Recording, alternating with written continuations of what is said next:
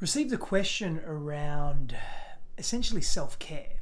And so this gentleman was asking, what does he do when he feels that he's lost the motivation to support people in his life, to support friends in his life, particularly his partner?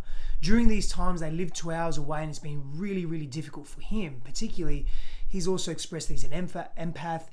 He's also expressed that he's just struggling to be compassionate and empathetic for his partner, but not only his partner, for others. And he's expressed that he's been experiencing stress and difficulty in his life. Well, here's the thing. We're going to very much struggle to be there for others, to be a beacon of light for others, to inspire others, to hold them up, to hold them through their own pain if we're not doing that for ourselves.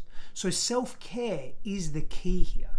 Self-compassion, self-love is the key. What do you need to do for yourself in order to feel more grounded, to feel more safe in your body, to feel like you've got mastery and quote-unquote control over your circumstances? Now, let me just touch on that for a moment, because it's not just control over your circumstances or trying to control what's outside of you, because our internal locus of control is what we have access to, how we respond to life, the feelings that we have, how we choose to look after ourselves, decisions that we make. We can't control what's outside of us, but how much are we allowing ourselves to be seen by ourselves? What do we need to do for us? Is it less work and more play? Is it focusing on our purpose? Is it taking care and nourishing our bodies? In other words, greater health practices, nutrition, exercise, so forth, more sleep, better sleep, higher quality of sleep? Is it more social activities? Do you need to be with your friends more, where there's lightness and play and laughter? What do you need to do for you? Because if you don't care about yourself and look after who you are, you will struggle to be there for others. Now, the cascade effect that has on your relationships is that you become moody. And I've been there, trust this, please. You'll become distant. You'll build resentment towards yourself and towards others. You will feel that you don't have energy and you will be letting people down. You'll say, yeah, I'll be there at a certain time, but you won't be there at that time. Or you'll make plans, but you'll be too exhausted because you're not taking care of yourself emotionally, physically, spiritually, mentally. And so people are going to feel distant from you.